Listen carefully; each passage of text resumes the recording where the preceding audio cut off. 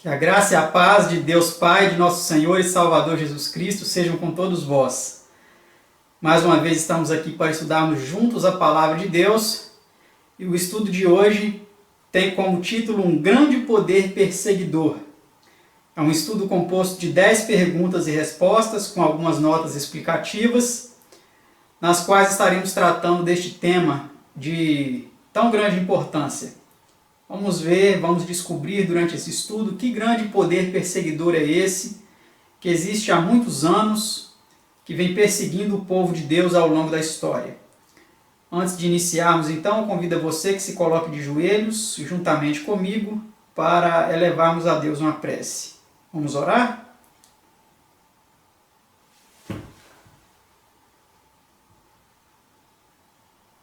Pai Santo, Deus amado, Criador do Universo, louvado e engrandecido seja o teu santo e eterno nome e o nome de seu Filho unigênito, nosso Senhor e Salvador Jesus.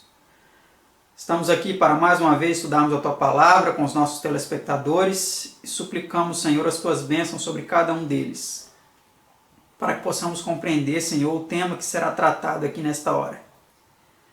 Esteja conosco, nos conceda o dom do teu divino Espírito, para compreendermos a tua palavra, em nome e por amor do seu amado Filho Jesus. Amém, Senhor.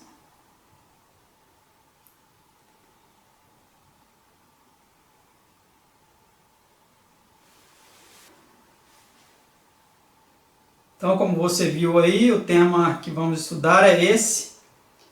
Um grande poder perseguidor, a besta de 10 chifres, de Apocalipse 13. É o tema de número 63 da nossa série de estudos bíblicos, baseadas no livro Estudos Bíblicos da CPB, edição de 1955. E a primeira pergunta desse nosso estudo é essa que você vê aí. Qual é o primeiro símbolo de Apocalipse 13? Vamos ver então o que diz Apocalipse 13, verso 1. E eu pus-me sobre a areia do mar, e vi subir do mar uma besta que tinha 7 cabeças e 10 chifres, e sobre os seus chifres 10 diademas, e sobre as suas cabeças um nome de blasfêmia. Que besta que seria essa que surge do mar? Uma besta com 7 cabeças e 10 chifres. Vamos ver aí nessa nota que segue nosso estudo. Conforme já foi aprendido no estudo do livro de Daniel, uma besta em profecia representa algum grande poder ou reino terreno. Uma cabeça, um poder governante. Chifres, um número de reinos. Cabeças ou chifres coroados, poder político. Águas, povos, multidões, nações e línguas. Apocalipse 17, verso 15. As bestas a que se referem Daniel e São João são impérios. A besta de 10 chifres é o poder romano. A cabeça é o poder governante do corpo. As cabeças desta besta representam governos sucessivos. O romanismo e a reforma, em inglês, por H. Grayton, páginas 144 e 145. Então nós vemos aí que esta besta de 7 cabeças e 10 chifres é o poder romano. Mas vamos entender um pouco melhor a respeito desta profecia e deste símbolo dessa besta. Pergunta 2. Como é essa besta mais amplamente descrita? Vejamos o que o texto continua dizendo. E a besta que vi era semelhante ao leopardo, e os seus pés como os de urso, e a sua boca como a de leão. Apocalipse 12, Apocalipse 13, versículo 2, primeira parte. Então nós vemos aí um conjunto de características muito importantes dessa besta de outros animais. O que significa isso? Vamos ver nessa nota aí que segue nosso estudo. Esses são os característicos dos 3 primeiros símbolos de Daniel 7. O leão, o urso e o leopardo representam aí os reinos de Babilônia, Medo-Pérsia e Grécia, e sugerem representar essa besta o reino simbolizado pelo 4º animal de Daniel, ou Roma, ou a ele pertencer. Ambos têm 10 chifres, semelhante ao dragão, de Apocalipse 12. Tem também 7 cabeças, mas como o dragão simbolizava Roma em sua inteireza, particularmente na sua fase pagã, Esta, como ponta pequena, surgindo das 10 pontas do quarto animal de Daniel 7, representa Roma em sua forma última, ou papal. Tanto ela como a ponta pequena tem uma boca que fala grandes coisas. Ambas fazem guerra aos santos. Ambas continuam pelo mesmo espaço de tempo. Dando um amplo significado ao símbolo, a Bíblia Católica ou de Dewey, numa nota sobre Apocalipse 13:1, explica da seguinte maneira as 7 cabeças da besta. As 7 cabeças são 7 reis, isto é, 7 reinos ou impérios principais que exerceram ou exercerão poder tirânico sobre o povo de Deus. Destes 5 já eram caídos, ou seja, as monarquias egípcia, assíria, caldaica, persa e grega. Um existia, isto é, o Império Romano, e o 7º e maior deveria surgir, isto é, o grande anticristo e seu império. Que a 7ª ponta representa o anticristo, poucos duvidarão. Então nós vemos aí uma explicação, uma interpretação para essas 7 cabeças e 10 chifres, sendo 7 outros impérios, 5 que haviam passado, um que existia e outro ainda que viria. No tempo de João não existia, mas que ainda viria, que era o poder papal. Vamos para a pergunta de número 3, de nosso estudo de número 63. Ela diz assim: que deu o dragão a esta besta? Vamos então ver o que o dragão, Satanás, deu a essa besta, ou seja, ao poder romano.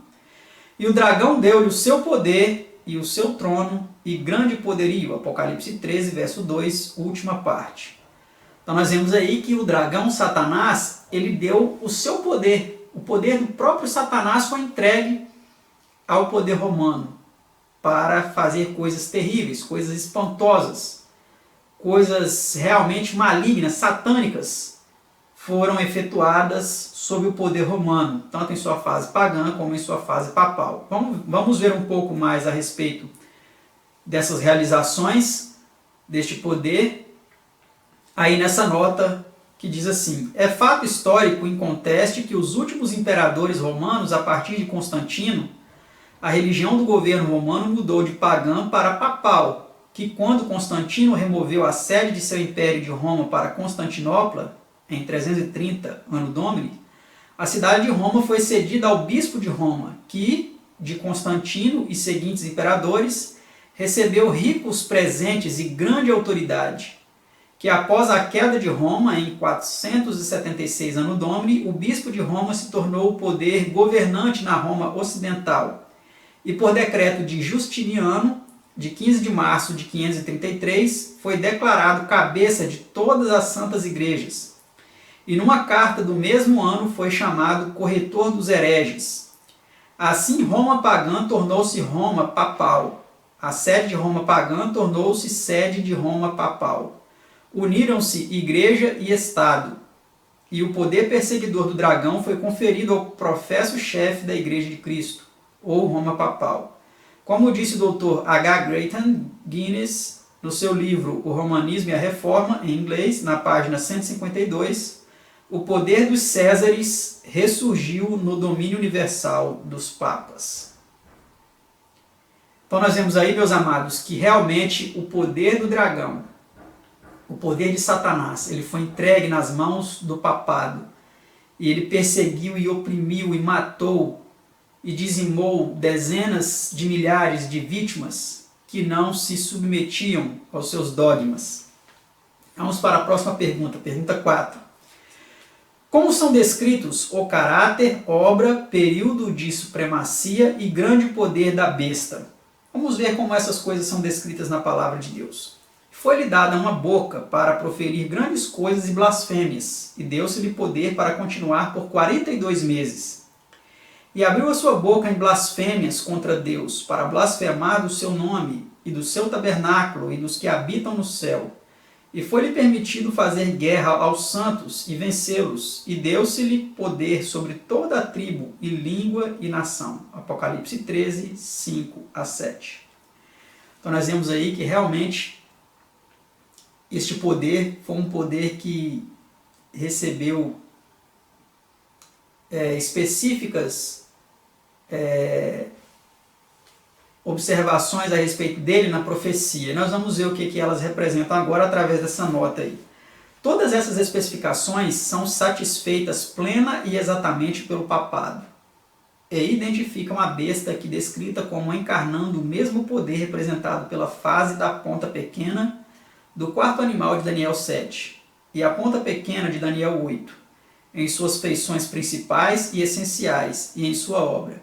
Vê Daniel 7, 25, 8, 11, 12, 24 e 25. E os estudos dos dois temas, 54, reino e obra do Anticristo, e 55, o substituto de Cristo. Para a explicação do tempo do período mencionado, conferir esses estudos. O estudo 54 e o 55. Que é aquele período de 42 meses, que é o mesmo período de 1260 dias, cada dia em profecia representando um ano,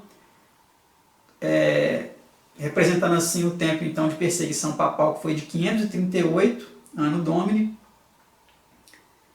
quando o imperador Justiniano então entregou todo o poderio ao bispo de Roma, até o ano de 1798, quando o papado então recebe, é infligida a ele uma ferida mortal pelo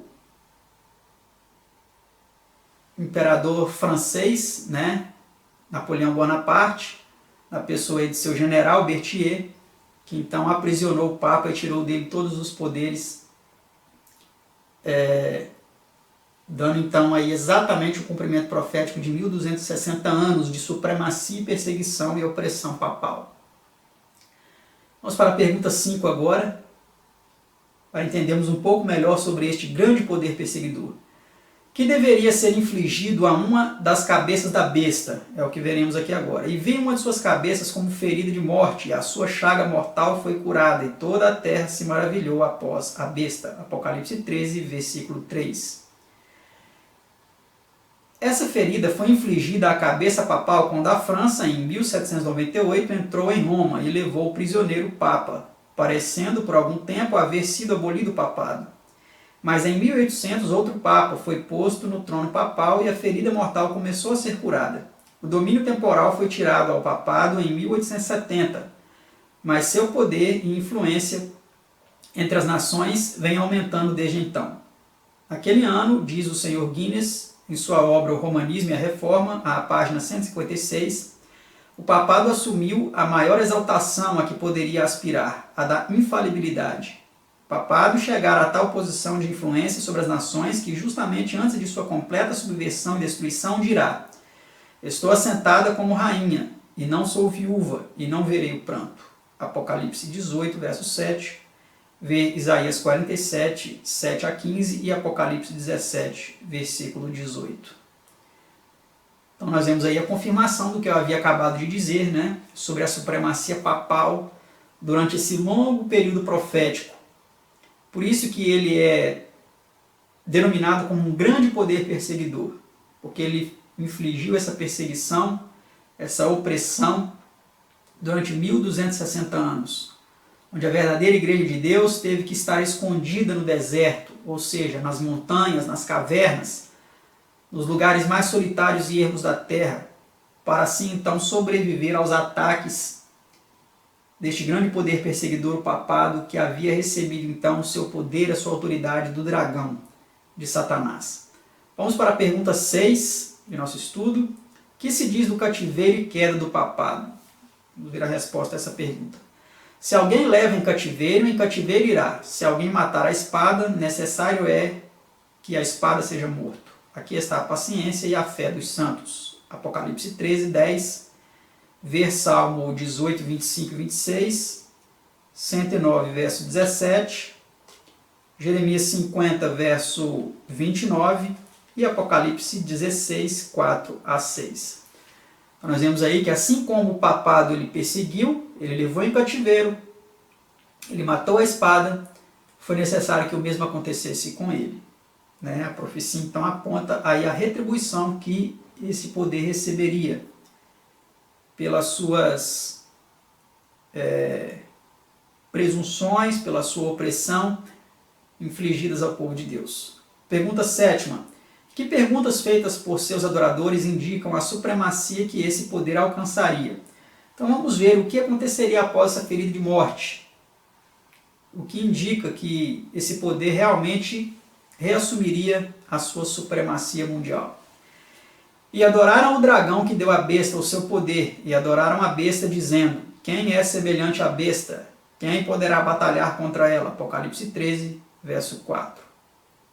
Então, nós vemos aí que essa ferida ela realmente foi curada e a terra se maravilhou diante da besta e disse: quem é semelhante à besta? Quem pode batalhar contra ela?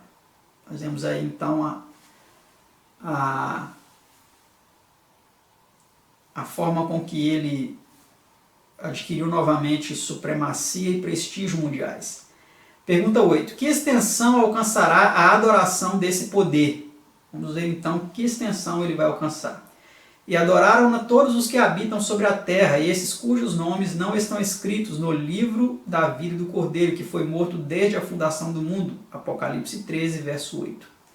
Então, o mundo inteiro adorará este poder. Todos aqueles que não estão escritos no livro da vida do Cordeiro, ou seja, os ímpios, poucos justos não farão isso, mas o resto do mundo todo prestará a este poder a sua adoração. Né? Vamos para a penúltima pergunta em nosso estudo, a pergunta 9. Qual, disse São João, seria o fim dessa besta? Vamos ver então a resposta a essa pergunta, que diz assim: e a besta foi presa, e com ela o falso profeta, que diante dela fizeram os sinais. Estes dois foram lançados vivos no ardente lago de fogo e de enxofre. Apocalipse 19, verso 20. Vemos aí o fim desses poderes, né? Eles serão presos e finalmente lançados no lago de fogo e enxofre. E a última pergunta deste estudo, de número 63, a pergunta 10, em que idêntica linguagem é a sorte do quarto animal descrita no capítulo 7 de Daniel? Vamos ver que idêntica linguagem é usada lá no livro de Daniel. Então eu estive olhando por causa da voz das grandes palavras que provinha da ponta. Estive olhando até que o animal foi morto e o seu corpo desfeito e entregue para ser queimado pelo fogo. Daniel 7, verso 11. Então, nós vemos aí que o fim ele é igualmente descrito, tanto em Apocalipse como em Daniel, o fim desse poder. O poder papal, que queimou muitas pessoas no fogo, nas grandes inquisições, onde se amarravam aí aqueles que eles taxavam de hereges, né? Amarravam eles em toras, em estacas, ali, né, que ficavam em pé, amarravam eles ali, colocavam bastante lenha em volta deles, e vinha com fogo, acendia o fogo e essas pessoas morriam queimadas. Muitos deles morriam até cantando, como que parecendo que as chamas não estavam infligindo neles nenhum sofrimento, pelo contrário, eles estavam felizes por poder morrer por Cristo. E essa mesma brutalidade que eles infligiram, maior ainda, eles vão sofrer no juízo final, no fogo eterno, preparado para o diabo e seus anjos, e para aqueles ímpios que não quiseram abandonar o pecado, que vão perecer aí junto com o pecado de Satanás e os seus anjos. Este estudo não é um estudo feito para denegrir a imagem de você que é católico, que talvez porventura esteja assistindo este vídeo, ou para, de certa forma, condenar ninguém. Não é esse o nosso objetivo. Nosso objetivo é apresentar a profecia e chamar aqueles que estão seguindo este poder para que se voltem para o Deus verdadeiro. Abandone os enganos e as mentiras que foram apresentadas a vocês e aceitem a verdade como ela é em Cristo Jesus, para não serem assim então destruídos juntamente com o diabo e seus anjos e com esse grande poder perseguidor. Continue acompanhando os nossos estudos para descobrir outras importantes verdades da Palavra de Deus. Se você já assistiu os outros, ótimo, mas se você não assistiu, assista aos outros estudos também que já apresentamos. e se junte a nós na proclamação do Evangelho Eterno e dessa importante mensagem das Sagradas Escrituras. Que Deus os abençoe, muito obrigado pela companhia, por estar conosco, compartilhe este vídeo e chame outras pessoas para assistir junto com você, e que Deus nos abençoe a todos nós, e até o nosso próximo estudo, se Deus quiser. Tchau!